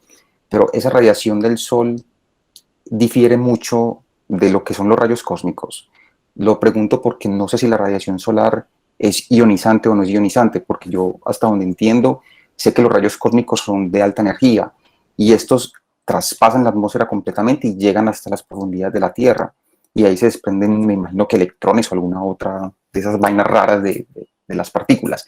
Entonces me queda la inquietud porque si los rayos cósmicos están en todo el universo y se rayan en todas las direcciones, ¿quién es más importante, la luz solar o la radiación cósmica para generar las mutaciones de esas especies o de esos orígenes primogenios de la Tierra? O sea, antes de que existiera el ADN, el ARN, ¿qué afectó más? Y también lo llevo o lo extrapolo es si hay un planeta que no esté cerca de su estrella, sino que esté muy lejos y que no tenga esa manera de recibir energía del Sol, sino que sea un planeta que estaba de vagabundo por el universo, ¿cómo podría generar vida si estos rayos cósmicos son vitales para esos procesos? Y ya. Bueno, creo que eso sí de pronto te puedo aclarar lo de la radiación cósmica y no sé si esa parte y Lo yo que sí yo te... quería decir es que la radiación en general, ¿no? O Es sea, radiación. es la energía lo que necesitamos. Por ejemplo, acá en la Tierra también, no solamente fue la solar, no solamente fue la energía, digamos, también ¿cómo es que es? Lo que sean las tormentas, estos rayos también, toda esta energía, sino que también, o sea, es la energía como tal que hay que aplicarle al sistema para que pueda cambiar, ¿cierto? No sé si Andrea iba a decir algo.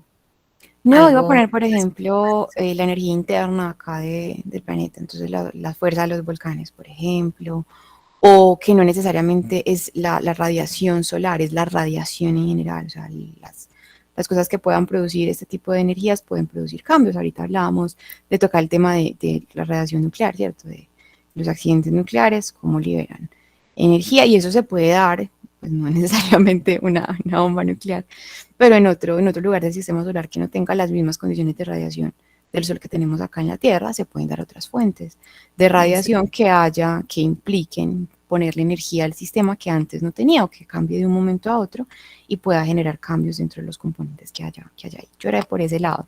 No sé si eso le responde un poco esa parte al todo. Es como la energía en general, o sea, por ejemplo, ahí ahorita toca mucho con lo que estábamos hablando ahorita de Europa, de que yo les hablaba del calentamiento por marea, pues hay energía por marea también, esa energía interna que Andrea nos estaba mencionando también, toda la parte geotérmica, ¿cierto? Digamos que toda esa actividad geológica también, o sea, la energía no es solamente ni de la radiación del sol, ni los rayos cósmicos, que también son importantes, son fuentes importantes de energía en estos procesos, pues también de lo que se cree, pues de origen de la vida también, han sido importantes, pero digamos que no son las únicas fuentes, hay varias fuentes y en el caso, digamos, de un planeta vagabundo, digámoslo así, que es lo que estabas diciendo, un planeta de esos que se cree que están dando por ahí sin orbitar una estrella, pues yo diría que ya depende como de las otras condiciones que tenga. Si tiene, por ejemplo, también elementos radioactivos, que puede tenerlos también un planeta, ¿cierto? Eso también va a hacer que se pudiera calentar. O si tiene una luna o un sistema lo suficientemente fuerte como para perturbar, ahí también podríamos hablar en ese sentido de interacciones gravitacionales, o aquí ya nos vamos a otras interacciones, ¿cierto? Todo lo que tenga masa va a interactuar gravitacionalmente con digamos, otro cuerpo con masa. Entonces, eso va a generar también una serie de interacciones que nos pueden nutrir, digámoslo así, nuestro sistema de energía. Magno.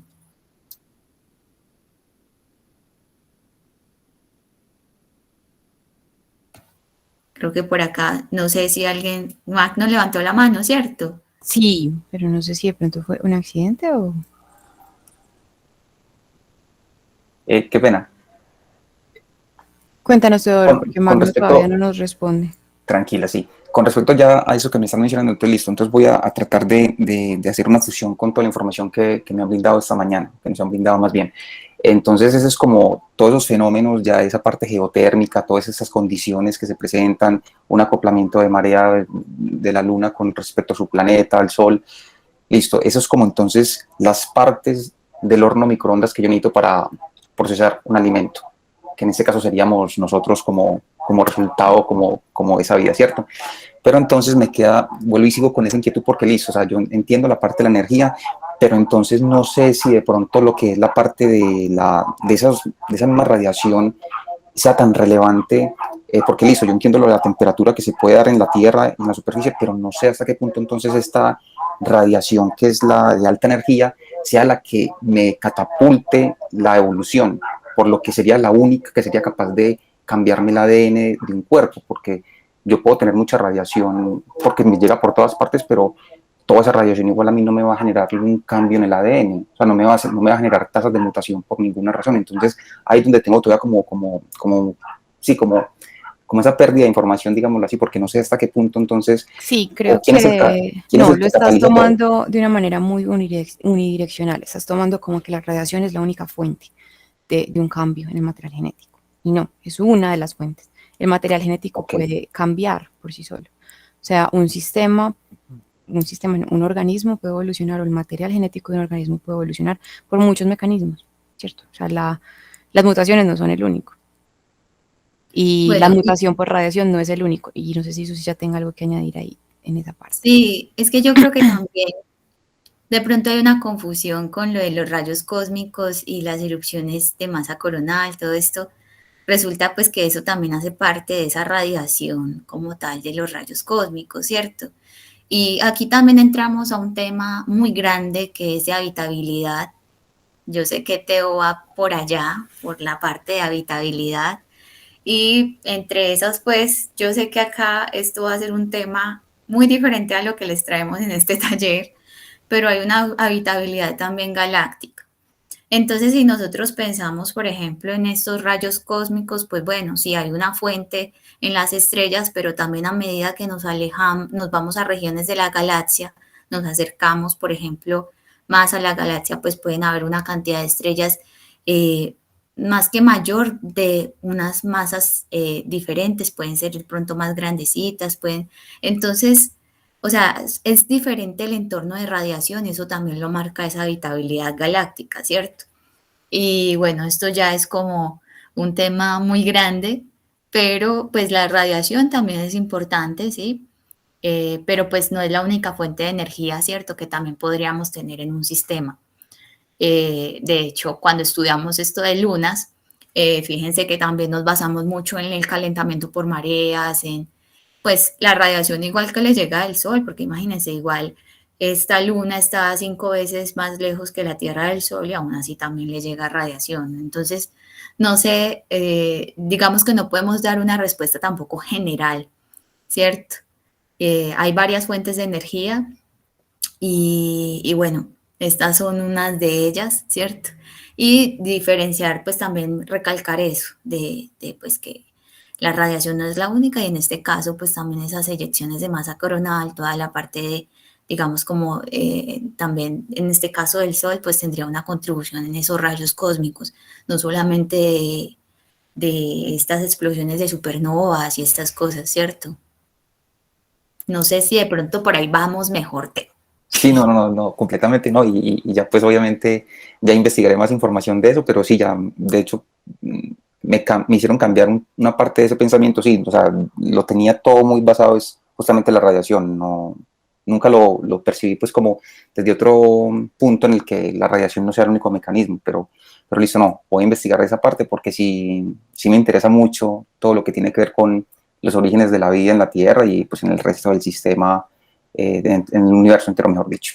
Pero no, todo muy bien, muy claro realmente. Muchísimas gracias por sus respuestas. Con gusto, Teo. Bueno, y también pues que no es solo radiación cósmica, ¿cierto? También los elementos radioactivos ahí tienen un papel importante. También pueden calentar, digamos, y el medio. Pues es una cosa, es un área, digamos, muy grande, pero también podrían tener una contribución en caso de que un astro tenga la suficiente cantidad de elementos radioactivos, ¿cierto? Liberan radiación. Correcto. Exacto, a lo Marie Curie. Entonces, bueno, ya por acá, no sé si pasamos, o no sé Sí, si sí, ya Magno, terminamos con el tardígrado. Ya, pues, como Magno de para, pronto, obviamente, no sé. Ahora sí, de nuevo, cuéntanos. sí, ¿Qué tal? Buenos días. ¿Se me escucha claro? hola, ¿Qué sí, tal? súper Buenos bien. días. Sí, tenía unas preguntas para la señorita Andrea. Una es, ¿cuáles son los productos que dejan los extremófilos, ¿no? Cuando mueren o cuando en su etapa de vida, ¿qué productos generan? Y otro, si se puede adaptar artificialmente o entrenar artificialmente a las bacterias que existen en la Tierra para condiciones extremas que son en otros planetas, o sea, adaptar bacterias para hacerlas habitar en otros planetas o en otros lugares, en algunas lunas, así. Esas serían mis dos preguntas. Bueno, primero, ¿a qué te refieres con productos? O Así como sea, las plantas, en la cuestión del metabolismo. Ah, ajá, sí, ok. claro, como las Bueno, plantas generan oxígeno, por ejemplo, cuando están en su depende. proceso de vida, ¿no? Depende. Si tenemos que son un extremófilo, las cianobacterias que son extremófilas en alguna de las categorías que vimos, bien sean termófilas o halófilas, bueno, que pueden haber diferentes. Vimos unas que eran, creo que resistían altas dosis de pH. Eh, Depende del organismo. Entonces, estos son organismos autótrofos, organismos que son capaces de producir, entonces a partir de energía de radiación solar son capaces de producir eh, carbohidratos, ¿cierto? Biomasa, su fuente, su capacidad de producir biomasa está basada en esto. Pero si son organismos de otro tipo, por ejemplo, las bacterias no son eh, fotoautótrofas, ¿cierto? Pueden ser quimioautótrofas o pueden ser quimioheterótrofas, pues van a dejar otros subproductos. Entonces, no son extremófilas, pero para tenerlas como un ejemplo, las bacterias nitrificantes, que son muy importantes para las plantas porque son las que permiten como poner en la tierra el nitrógeno para que las plantas lo puedan tomar. Eh, Hacen eso, dejan como subproducto nitrógeno, no recuerdo exactamente en qué configuración, pero es el nitrógeno que las plantas pueden tomar. Y el que toman las bacterias, las plantas no lo podrían tomar, ellas hacen ese proceso de transformación. No sé si eso responda un poco lo de los productos. Va a depender de qué tipo de metabolismo tenga el organismo, ¿cierto? Por ese lado. ¿Sí te responde a eso? Sí, gracias. Y la otra, ¿me la repites, por favor? Ah, ya, si se puede adaptar bacterias o extremófilos, bacterias extremófilas aquí en la Tierra para hacer que puedan vivir o existir en otros planetas o en lunas, ¿no? Como la Como de... tal, nosotros no podríamos hablar de adaptación. La adaptación es un proceso natural. Nosotros no podemos adaptar algo a. Las cosas se adaptan por múltiples mecanismos de evolución y pues de la selección natural y la deriva genética y las mutaciones, ¿cierto? Producidas por radiación y por muchas otras cosas. Que de alguna manera se puede dar un proceso de manipulación genética, por así llamarlo, en un organismo para, que es lo que se estudia, por ejemplo, obviamente todas estas enzimas, todo nuestro metabolismo está basado en nuestro código genético. El hecho de que podamos producir unas enzimas u otras, un componente u otro, está basado en nuestro material. Entonces, al investigar estos extremófilos y como lograr ubicar en su genoma qué es lo que qué es lo que genera esas enzimas hiperresistentes a temperatura, pH, etcétera, etcétera, etcétera, podría de alguna manera manipularse ese material, esa parte del código, para que otros organismos puedan tener esas mismas capacidades. Pero ya eso es un proceso allá mucho, mucho más complejo que también serían horas y horas de hablar, que esto ya es no sé si eso sea, no, eso no es bioingeniería, esto es ingeniería molecular, esto es una cosa ya pues que va mucho más allá, pero sí, o sea, en teoría, de la manera que te lo estoy planteando, se podría dar, no poniéndolo como una adaptación, sino como una modificación dentro del genoma o de las características particulares de un organismo para que pueda tener características que estén en pro de un ambiente particular, tanto acá en la Tierra como en otro lugar. Un ejemplo para no ir muy lejos, muy sencillo y muy corto, las plantas, muchos de los cultivos comerciales a gran escala, los monocultivos están diseñados para resistir ciertas condiciones, para ser más resistentes a la sequía, para ser más resistentes al exceso de humedad en una época del año o a la falta de humedad en una época a temperaturas muy altas y un largo etcétera, ¿cierto?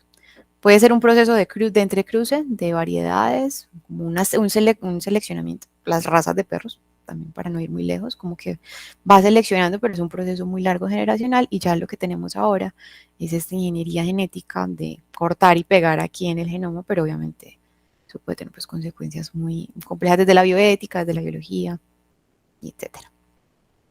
Sí, de hecho, uno de los mecanismos, pues para no irnos tampoco solo a las bacterias, ¿cierto?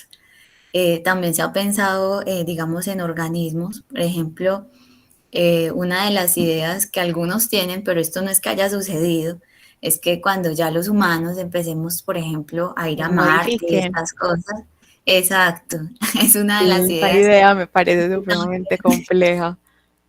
Pero sí, es algo que, digamos, lo que nos está mencionando Magno es algo que ya también están Se ha pensando algunos planteado. científicos, exacto, e incluso algunos, pues, han tratado digamos, contrarrestar esa radiación, esos niveles de radiación tan alto, en el caso de Marte, pues, utilizando materiales o organismos que coman radiación que nos protejan o yéndonos a debajo de la superficie marciana, pero también hay otros que han dicho, no, modifiquémoslo genéticamente para que resistan radiación, pero pues eso ya demoraría mucho tiempo, requiere muchas cosas de ética, hay conflictos de por medio seguramente, No, es que eso suena entonces muy fácil. Es como, ay, cortemos aquí, peguemos allá es y ya como todo. No, no, no. Eso ficción tiene todavía un implicaciones y poquito. además se toma como mejoramiento genético, pero ¿qué es mejorar algo?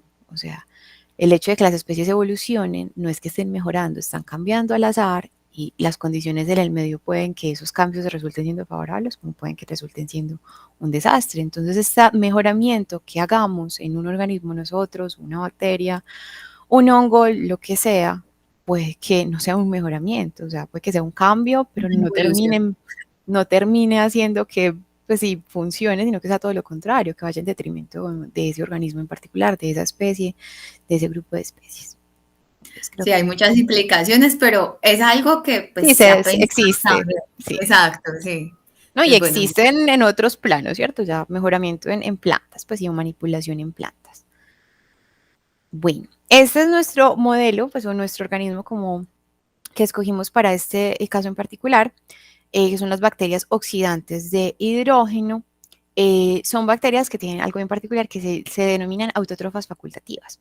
Cuando veíamos ahorita, por eso también era importante lo de la tablita, autótrofo que es, que tienen la capacidad de producir su mismo alimento, pero ellas no siempre tienen la capacidad, solo la tienen cuando las condiciones en el medio se vuelven complejas y lo tienen a partir del hidrógeno, pueden usar este hidrógeno elemental, ¿cierto? Como una fuente de energía. O sea, es algo bien particular. Acá en la Tierra resulta, por así decirlo, súper provechoso y benéfico porque es el elemento más, de los elementos más abundantes que hay. Entonces, ay, no, pues puedo obtener hidrógeno. Y son el organismo que escogimos primero, pues que escogimos, ¿no? Que es importante como para esta discusión que hemos tenido en la mañana de hoy, porque se han encontrado en diferentes fuentes acá en la Tierra. Están en aguas dulces, están en sedimentos, están en suelos de lodo, están en termales, en hidrotermales. Entonces se han encontrado en lugares que tienen este cruce con lo que Susi nos hablaba, de posibles como características que pueda tener Europa bajo esta superficie, esta corteza de hielo, que es probable que haya fuentes hidrotermales, de acuerdo pues como a la dinámica como tal del cuerpo, de que es muy probable que pueda tener lugares en los que hayan altas temperaturas, entonces ahí entraríamos a mirar estos organismos, qué organismos de los que hemos visto dentro de la gama de los extremófilos podrían entrar y las bacterias oxidantes de nitrógeno, por eso en particular, lo hacen interesante. Y creo que también Susi me comentaba, obviamente yo esto no lo sé tan a profundidad, que no solo en Europa, ¿cierto? Me decías que eran en otra de las lunas en las cuales también o sea, era un organismo modelo muy importante. sí, de hecho, pues hay varias lunas heladas, pero hay una luna que es Encélado, una luna de Saturno, que yo sé que muchos de acá la han visto también, o bueno, algunos. Esta luna, a ella sí se le detectó hidrógeno molecular ya saliendo de su superficie, entonces es muy importante porque de algún modo es como algo que serviría de alimento para, por ejemplo, estos organismos, pero pues todavía no sabemos si es que haya algo que se coma eso. O sea, alguna vez decía como no, es como tener, pues decían una pizza, aunque bueno, está bien, pongamos comida chatarra, una pizza en una universidad, pues eso alguien va a llegar y dejarlo a comer. Entonces allá es como, no, vea, la comida está ahí servidita. Si hay alguien que se lo coma, no sabemos, ¿cierto?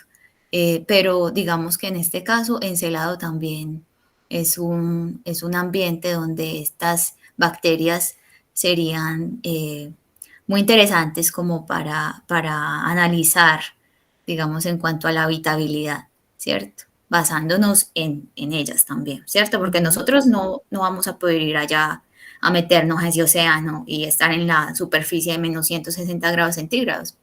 No, pues tendríamos que hacer otras cosas, o sea, tendríamos que ayudarnos de tecnología, de un Sí, montón de no cosas. nosotros solos, que es lo que se Exacto. plantea con estos organismos. Y ya vuelvo a lo que nos decía, creo que era Mateo nos decía ahorita, estas en particular, listo, entonces, oxidantes del hidrógeno, para este caso particular que estábamos hablando de Europa, o la otra luna que nos menciona, Encelado, que nos menciona Susi, pero hay otras bacterias acá en la Tierra que también servirían para estudiar, pues como posibles ambientes, por ejemplo, ricos en azufre. Entonces hay bacterias que son reductoras del azufre, pueden tomar azufre y procesarlo y alimentarse del azufre y producir y seguir con su vida, ¿cierto? Es su fuente de alimento. Entonces también es algo interesante. Y creo que la que sigue, Susi, ya otros que no son tan particulares de este ambiente, ¿cierto? Como rico en hidrógeno y demás, sino en general sus características, y que han demostrado que diferentes especies pueden ser resistentes. Las cianobacterias, ya hemos visto, las vimos en varias de los posibles como extremos a los que podían estar. Entonces hay unas que son termófilas y otras que están en lugares alcalinos, y ellas acá en la Tierra, por ejemplo, nosotros tenemos booms de cianobacterias. Son algo que a veces se vuelve peligroso, porque cuando tienen las condiciones para crecer, como pueden ser muy resistentes a ciertas condiciones, hacen una capa como la que estamos viendo en la imagen superior derecha, y lo que hacen es que están bloqueando la radiación solar hacia los organismos que abajo, entonces pueden alterar gravemente el ecosistema. Entonces, esta capacidad que a nosotros, pues, de alguna manera nos perjudica y perjudica ciertos ecosistemas, podría servir, pues, esa capacidad de reproducirse tan velozmente bajo unas condiciones no, o sea, obviamente fueron adecuadas para que crecieran, pero en general no es que sean las condiciones más ricas o nutrientes o de ciertas características, pues es interesante que tengan esa capacidad de crecer tanto. Y las otras son las clamidomonas, que son unos otros microorganismos. Estas y otros organismos que estuvimos como por ahí mencionando de nuevo, es que esto es un tema muy, muy largo. Era también algo que mencionábamos con los tardígrados, que tienen la capacidad de generar estructuras de resistencia, o vienen equipadas con estructuras muy resistentes, con paredes, con sustancias que secretan por fuera de su pared o de su membrana celular, que les permite entonces resistir la desecación, que les permite entonces resistir las altas temperaturas. Entonces, esto también pues lo vemos ahí. Y si no estoy mal, son clamidomonas las que encontramos en los glaciares, que nos vendrían también acá como muy en concordancia con lo que hablábamos de esta capa, esta corteza de hielo que tiene Europa, que de pronto bajo esa corteza de hielo, ¿cierto? Entre donde está el hielo y el agua líquida, pueden darse condiciones en las que acá en la Tierra, que ya están los organismos, no sabemos si allá estén, pero en las cuales esos organismos que sí están en la Tierra podrían sobrevivir, ¿cierto? Ya sabemos, bajas temperaturas, unas condiciones de nutrientes particulares. Entonces, organismos de este tipo podrían estar entonces ubicados en esta. Entonces, veíamos las reductoras oxidantes, oxidantes de hidrógeno, con en estos procesos de, Susi, se me va el nombre, serpentización. Sí, de las fuentes hidrotermales, ¿cierto? Que están produciendo este hidrógeno. Entonces tenemos un organismo acá en la Tierra cuyas características podrían acoplarse, o podrían haber organismos similares allá o adaptarse allá. Y tenemos estos que están ya en otro hábitat de la Luna, ¿cierto? En otro posible lugar de la Luna, que ya no son altas temperaturas, altas presiones y una fuente particular de nutrientes o de, bueno, energía en este caso. El hidrógeno lo que está haciendo es las veces de la energía, sino en un lugar helado, con unas condiciones también particulares de nutrientes y demás. Creo que, no sé, ¿eso era todo, Susi, o creo que me falta? Ya, listo. Sí, ya pues vamos a ir pasando a la parte de emisiones que han sobrevolado Europa. Voy a tratar de hacerlo un poquito rápido. Sé que nos hemos extendido un poquito, es un tema en el que nos podríamos extender un montón, o muchos de astronomía, pues. Y antes de, pues quería, ya que André me preguntó serpentine, ¿qué? ¿Cierto? Es serpentinización. Una forma de nosotros acordarnos es por serpiente. Y pues me acabo de acordar que justamente viene esa palabra también porque la roca, cuando va teniendo como toda esa reacción, digamos, esa interacción con el agua va tomando como ciertos patrones que a los investigadores pues les recordaban una serpiente, ¿cierto? Entonces, pues por ahí creo que es la piel de la serpiente. Entonces, por ahí como una forma mnemotécnica de acordarse es por serpiente, serpentinización, ¿cierto? Entonces, bueno, ya por acá, para hablar de las misiones que han sobrevolado Europa, pues resulta que hay varias que ya han ido, hay algunas, vamos a ver cuáles son, unas de esas, vamos a ver pues acá como para mencionarlo, también han habido varias propuestas, pero que no se han dado, esto es algo también muy importante de mencionar, cuando hablamos de misiones espaciales, hay gente que se la pasa toda una vida proponiendo una misión, y ya después es que, bueno, la aprueban, eso tiene un montón de programas, es presentar proyectos, que lo aprueben, que salga, ¿cierto? Entonces, a Europa han ido algunas, pero hay otras misiones que no se han aprobado y hay otras que ahorita vamos a hablar que sí ya están planeadas para un futuro. Entonces, pues un futuro cercano, de hecho, medianamente cercano. Entonces, bueno, vamos a ver por acá, por ejemplo, por acá empecé con la Voyager, pero en realidad las primeras en ir fueron las Pioneer 10 y 11, ¿cierto? Que tomaron esta fotografía, por ejemplo, por allá en 1973, pero pues no era una fotografía de muy buena calidad de Europa, fue la primera fotografía que se tomó como acercándose ya con una misión espacial. Y más adelante, por allá en 1977, pues lanzaron las Voyager y en 1979 se pudieron acercar a Europa, ¿cierto? A una escala astronómica, a miles de kilómetros, y tomar esta otra fotografía de donde pudimos observar más características de la superficie y, por ejemplo, esas líneas que les mencionaba bueno, no tan al inicio, esas líneas muy características de Europa que son como más oscuritas, ¿cierto? Que han llamado también la atención mucho, que parece que puede ser por la interacción geológica, toda esta actividad que hay ahí en Europa. Entonces esto lo vieron las Voyager.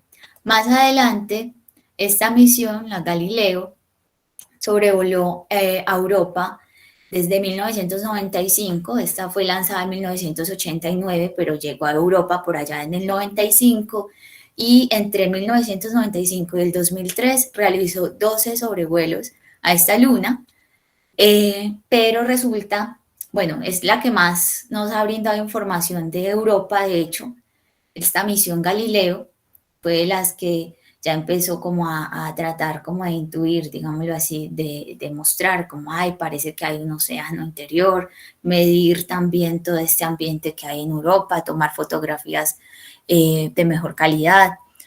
Y pues resulta que la misión tuvo que tener un fin también por cuidar a Europa, ¿cierto? ¿Qué pasó? Resulta que la misión orbitaba a Júpiter y en unas de, pues ya estaba ahí con su trayectoria y resulta que había un riesgo de que pues ya las comunicaciones estaban fallando de esta misión, llevaba más del tiempo destinado, imagínense, de 1989 al 2003 estuvo funcionando, o sea, estuvo funcionando por bastantes años y estaba empezando a tener fallas y había un riesgo de que fuera a chocar con Europa justamente. Y resulta que en astrobiología es muy importante nosotros cuidar estos lugares donde nosotros decimos podrían ser propicios para la vida, sea que es que allá de pronto estén pasando reacciones que, digamos, de pronto haya vida, no sabemos, ¿cierto? Pero no podemos ir a contaminar. Entonces está ese riesgo de que fuera a chocarse esta sonda con la luna de Europa. Y por esa razón la tuvieron que chocar con Júpiter. Dijeron, no, no podemos arriesgarnos. Entonces, antes de que eso pasara, chocaron a Galileo, pues a esta misión, con Júpiter. Y pues por esa es la razón por la que ya no está también cuidando mucho el ambiente de esta luna. Porque pues por la parte de astrobioética no es algo que fuera viable, ¿cierto? Que esa misión llegara a chocar allá. Entonces, bueno, ya eso como respecto a las misiones que han sobrevolado, la han fotografiado, ¿cierto? Pero resulta que ya vienen unas muy interesantes también, como por ejemplo Europa Clipper, ¿cierto? Hay dos dos misiones que se vienen ahora, pues que están aprobadas. Una de ellas es Europa Clipper de la NASA y está planeada para lanzarse por allá entre el 2022 y 2025. Se suele decir que en el 2022, la verdad no hay como todavía una fecha así que yo diga, pues al menos de mi conocimiento exacta, está entre ese rango, entre el 2022 y 2025. Y la idea es que sobrevuele a Europa. Las dos misiones que les voy a decir ahorita, esta y la de JUICE, que ahorita hablamos de ella, van a sobrevolar. ¿Por qué? Porque justamente es un lugar muy especial donde tenemos primero que ir a revisar el terreno. Entre esos es lo que va a hacer Europa Clipper, pero pues no podemos llegar a contaminar estos lugares con vida de la tierra, ¿cierto? Cuando hablo de contaminar, no es como la contaminación también que nosotros solemos ver acá en la tierra, que es de utilizar plástico, todo eso que pues no nos ayuda, sino que hablo también es de vida de la tierra, de elementos de acá que podrían llevar microorganismos que quizás podrían sobrevivir y pues estaríamos de pronto haciendo un daño al ecosistema de Europa en caso de que existiera, ¿cierto? Entonces la idea es que Europa Clipper haga unos 42 sobrevuelos, ¿cierto? Alrededor de esta luna. Y la idea es que confirme o no, ¿cierto? Si hay un océano en su interior, también para analizar esa habitabilidad, la composición de la luna, incluyendo ese material rojizo. Quieren analizarlo también porque hay diferentes hipótesis también que se han lanzado alrededor de esas características, digamos, en la superficie. Y pues también va a ayudar a seleccionar sitios propicios para que puedan aterrizar otras misiones en el futuro que todavía no están aprobadas, pero por ejemplo una de ellas es Europa Lander. Entonces esa pues todavía no está aprobada, entonces por eso no se las traje aquí, pero la idea es que Europa Clipper vaya, digamos, como mapeando también ese camino para que después quizá podamos ir allá, dependiendo también de los resultados, ¿no? Entonces, bueno, eso respecto a Europa Clipper. Y ya por acá tenemos a JUICE, que es en realidad en español significa explorador de lunas heladas.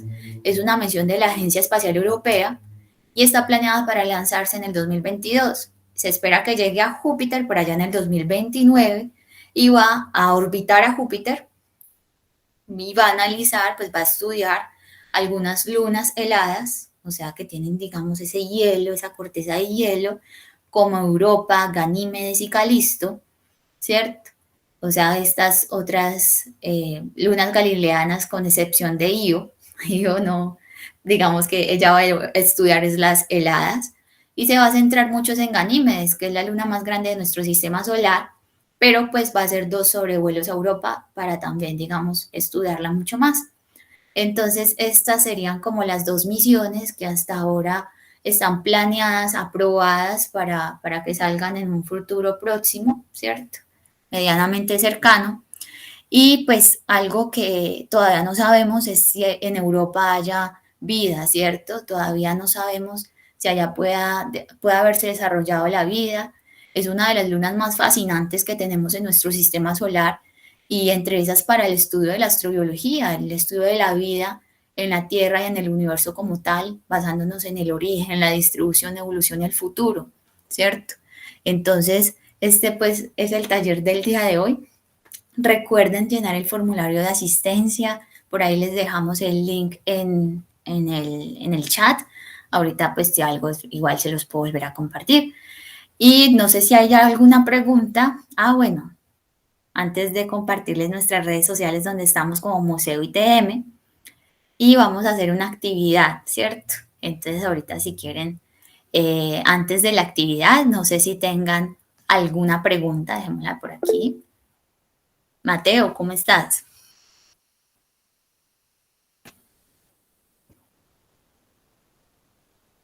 Hola.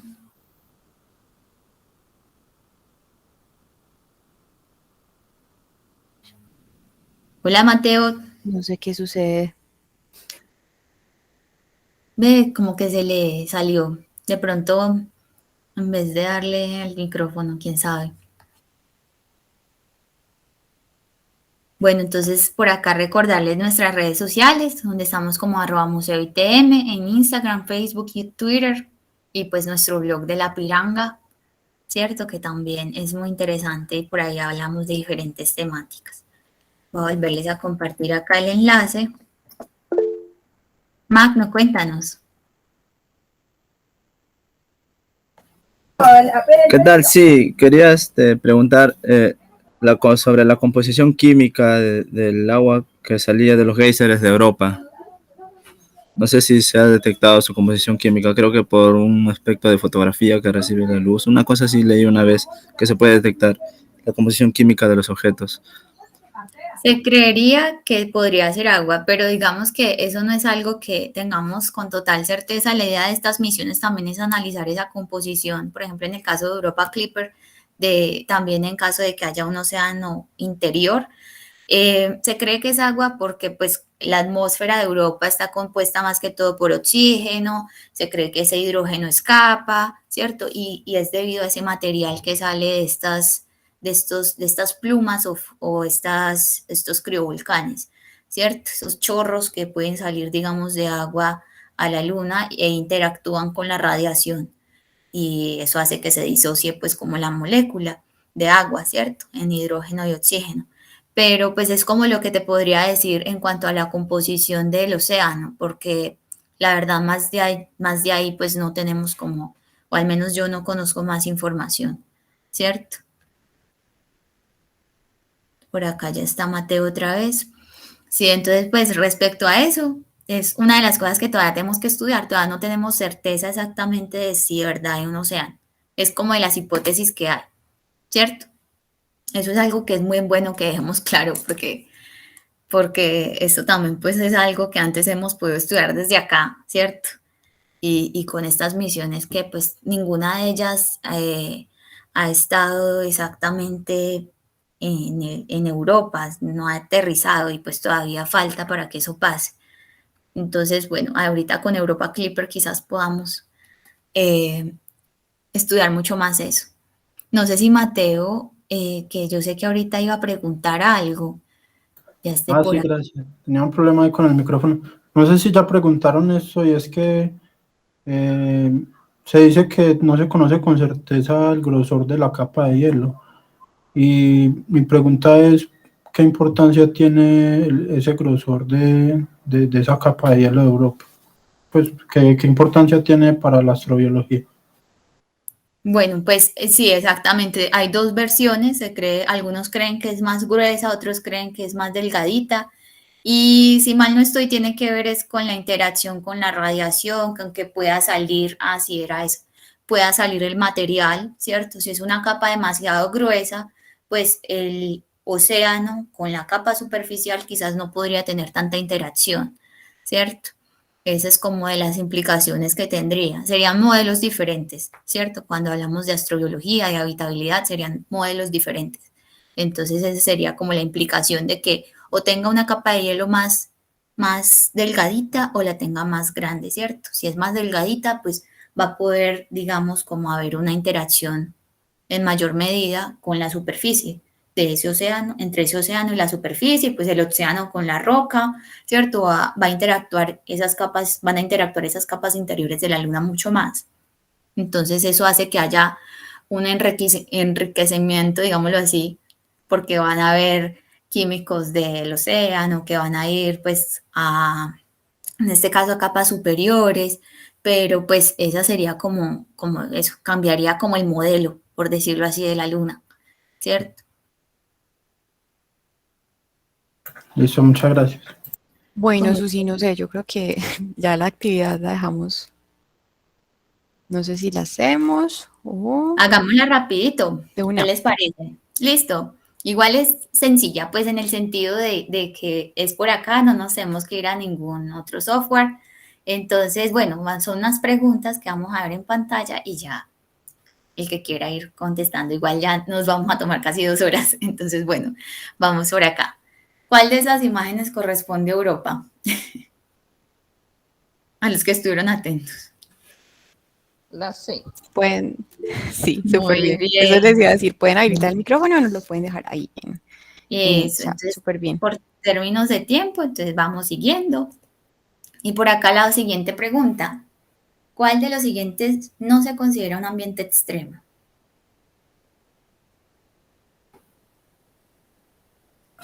C. Sí, súper bien. Muy bien. Sí, no se los mencioné directamente, pero creo que con todo lo que hablamos de que un ambiente es rico en agua, etcétera, etcétera, y pues es muy probable que tengamos unas condiciones más viables, ¿cierto? No es un ambiente extremo para la vida. Entonces, por acá estás de completar. Entonces dice, Europa fue descubierta por en 1610. Galileo. Galileo, ¿qué apellido tenía Galileo? Galilei. Eso, Galileo Galilei en 1610.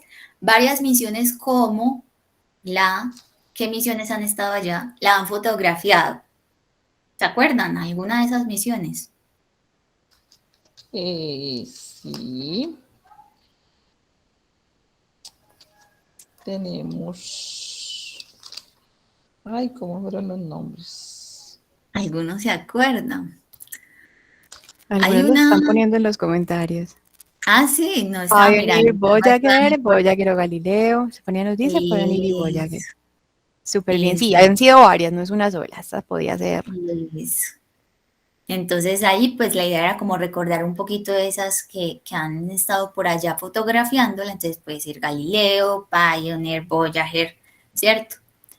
Y bueno, se cree que bajo su superficie de hielo hay con un volumen entre 2 y 3 veces al de la Tierra. ¿Quién dijo? Socorro nos responde océano y también Mateo nos responde océano. Súper, entonces sí, un océano con un volumen entre 2 y 3 veces al de la Tierra, lo que los astrobiólogos les llama mucho la atención. Acá, ¿qué será que nos falta? Entre 2 y 3 veces, ¿qué?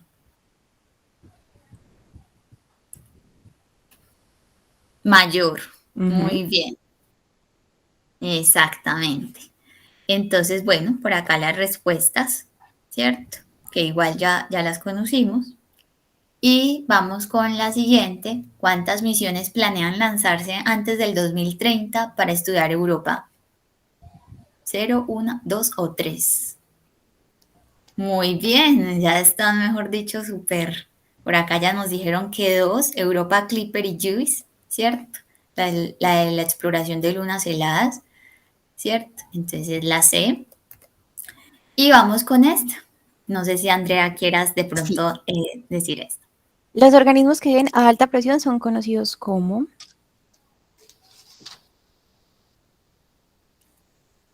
No sé si esos estén más difíciles.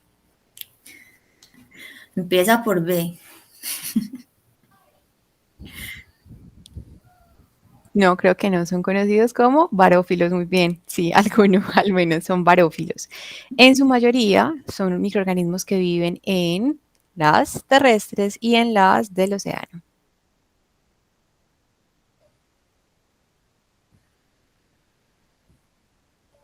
¿Alguno? Muy bien, viven en el subsuelo terrestre y en las profundidades del océano. Viven mejor si la presión en el ambiente está creo que esa parte no se las mencioné, entonces omitamos esta parte, pero si alguno tiene un rango en el que considera que sean atmósferas apropiadas para los organismos barófilos, no lo puede decir. Pero creo que ninguno, porque esa parte no... Sí.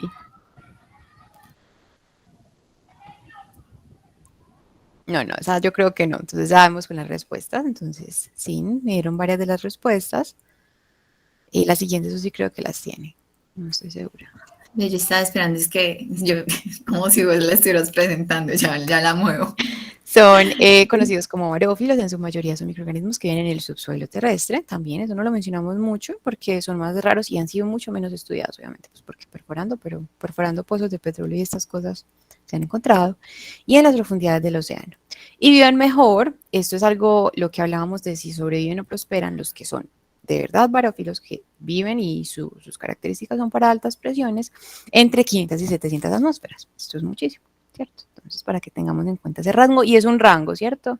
Pueden que en otra bibliografía encuentren un rango más amplio, diferente, pero es para que lo tengamos en cuenta, que son muchas atmósferas comparadas con nosotros que vivimos acá, en una atmósfera. Y creo que eso es todo. No sé, Susi, ¿sí? Total, Muchísimas gracias por haber participado de esta mañana de este taller. Esperamos que, no sé, les haya gustado, hayan aprendido mucho, hayan solucionado alguna duda si de pronto la tenían o hayan conocido más acerca de Europa, acerca de los extremófilos. De nuevo, nuestras redes, ya Susi les comentó. Entonces, Facebook e Instagram están muy pendientes ahí de esas dos, porque vamos a seguir publicando todas las talleres y demás actividades que saquemos desde el observatorio, desde el museo en conjunto. Y también recuerden visitarnos en La Piranga, que también encontrarán artículos pues, bastante interesantes de muchos temas, de biología, de antropología, de astronomía. Eso, entonces, bueno, mil gracias a todos de verdad. Un gusto haber estado con todos ustedes en este taller y bueno, nos vemos en una próxima ocasión muy pendientes de las redes, pendientes que por ahí se vienen muchas actividades, en serio. Gracias. Hasta luego, que estén muy bien todos. Hasta luego. Hasta luego y gracias. Con gusto.